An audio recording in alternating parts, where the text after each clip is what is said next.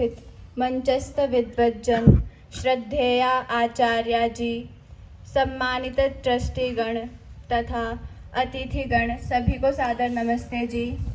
आइए इस सुंदर सृष्टि द्वारा ईश्वर का वर्णन करने वाले इस भजन को साथ मिलकर गुनगुनाते हैं। ये महकती बगिया, ये फूल और कलियां, उस प्रभु का पता दे रहे हैं सभी, उस प्रभु का पता दे रहे हैं सभी। ये महकती बगिया, ये फूल और कलियां, उस प्रभु का पता दे रहे हैं सभी, उस प्रभु का पता दे रहे हैं सभी। ये जो सरिताएं सर सर बहती हैं, ये जो सरिताएं सर सर बहती हैं, मानो ये उसकी ही बातें कहती हैं, मानो ये उसकी ही बातें कहती हैं। ऊंचे पर्वत सागर सारे, बहती नदी के धारे, उस प्रभु का पता दे रहे हैं सभी, उस प्रभु का पता दे रहे हैं सभी। ये महकती बगिया, ये फूल और कलियां, उस प्रभु का पता दे रहे हैं सभी, उस प्रभु का पता दे रहे हैं सभी। कोयल उसके ही नग में गाती है, कोयल उसके ही नग में गाती है, सबके मन को जो हर्षाती है, सबके मन को जो हर्षाती है। ये ऋतुएं ये मस्त बहारें, पंछी प्यारे प्यारे, उस प्रभु का पता दे रहे हैं सभी, उस प्रभु का पता दे रहे हैं सभी।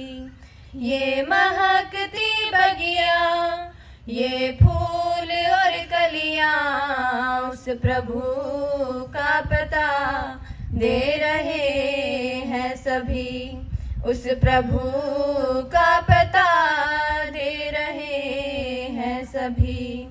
बनके फूलों में खुशबू रहता है, बनके फूलों में खुशबू रहता है, सारा ये गुलशन उसी से महका है, सारा ये गुलशन उसी से महका है।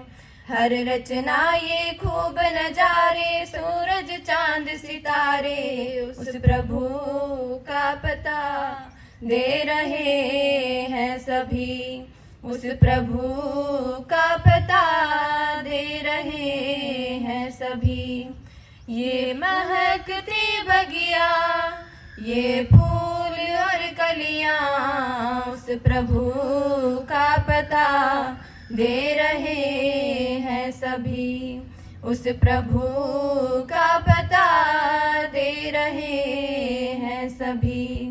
सबसे बढ़ के है उसकी कारीगरी, सबसे बढ़ के है उसकी कारीगरी, ऐसी कारीगरी ना किसी ने करी, ऐसी कारीगरी ना किसी ने करी। जगपाल आर्य प्राणी सारे, रूप तुम्हारे हमारे, उस प्रभु का पता दे रहे हैं सभी, उस प्रभु का पता दे रहे हैं सभी।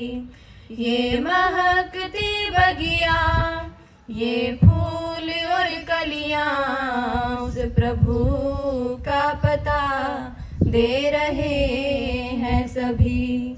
उस प्रभु का पता दे रहे हैं सभी।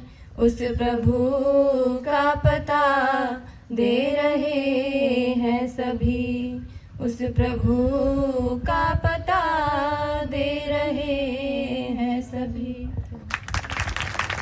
मैंने नया प्रवेश नहीं किया था किसी कारणवशात। इस वर्ष प्रवेश भी हम केवल मई महीने में ही करते हैं। मई महीना प्रथम सप्ताह में, पूरे वर्ष भर में प्रवेश नहीं किया जाता है। तो अगले महीने में प्रथम सप्ताह में प्रवेश करेंगे हम। कुछ छात्राएं आएंगी। तो ये जो छात्राएं हैं, ये लगभग अधिकांश छात्राएं जिनको अब मई महीने में 2 साल पूरे होंगे। तो अभी जो आपके सामने भजन प्रस्तुत किया था वो पूजा जी और कात्यायनी जी थी, जो प्रथमावृत्ति तृतीय अध्याय में पढ़ रही हैं। तृतीय अध्याय तक पठन हुआ है। उससे पहले उनका संस्कृत अनुवाद, अष्टाध्यायी कंठस्थीकरण और बाकी की छोटी मोटी जो दिनचर्या की चीज़ें हैं, ये सारी उनकी पूरी हो गई हैं। आगे मैं समीहा जी को निवेदन करना चाहूँगी। उनका उद्गार था आर्य समाज के प्रति किसी कवि के माध्यम से व्यक्त करना चाहती हैं। आर्य समाज के स्थापना दिन निमित्त समीहा जी कन्या गुरुकुल की 3 वर्ष लगभग हो गए उनको। धातुवृत्ति बस अभी अभी पूरी हुई है। अंतिम परीक्षा अभी देना उनका बाकी है, जो कार्यक्रम के बाद उन लोगों की परीक्षा होगी।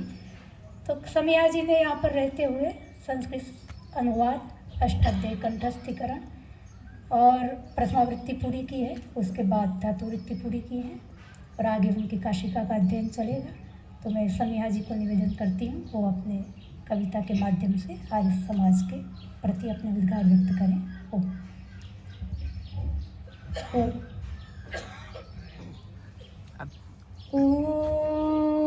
चालू करो तो बैठ जाइए भाई। मंचासीन विद्वज्जन, धर्म प्रेमी सज्जनों, माताओं, भाइयों एवं बहनों, आप सभी को मेरा सादर नमस्ते। सज्जनों, दुनिया में बहुत सारे संगठन काम कर रहे हैं। कोई हिंदुओं की कल्याण की बात करता है तो कोई मुसलमानों की, कोई सिखों की तो कोई क्रिश्चियनों की, लेकिन एकमात्र ऐसा संगठन जो संपूर्ण संसार के कल्याण की बात करता है वह है आर्य समाज। आर्य समाज के संस्थापक महर्षि स्वामी दयानंद सरस्वती जी आर्य समाज के 6ठे नियम में कहते हैं, संसार का उपकार करना इस समाज का मुख्य उद्देश्य है, अर्थात शारीरिक, आत्मिक और सामाजिक उन्नति करना। इससे यह पुष्ट होता है कि आर्य समाज की विचारधारा संकुचित नहीं अपितु व्यापक है। वह केवल अपनी ही उन्नति में संतुष्ट रहने की शिक्षा नहीं देता, किंतु सबकी उन्नति में अपनी उन्नति समझने की शिक्षा देता है। तो आइए आर्य समाज के 150वें स्थापना दिवस तथा आर्य समाज के संस्थापक महर्षि स्वामी दयानंद सरस्वती जी के 200वीं जन्म जयंती एवं दर्शन योग महाविद्यालय के 39वें वार्षिकोत्सव तथा आर्यवन आर्ष कन्या गुरुकुल के 9वें वार्षिकोत्सव के उपलक्ष्य पर आर्य समाज के महत्ता का वर्णन करने वाली एक कविता का श्रवण करते हैं। यदि सब जाते आर्य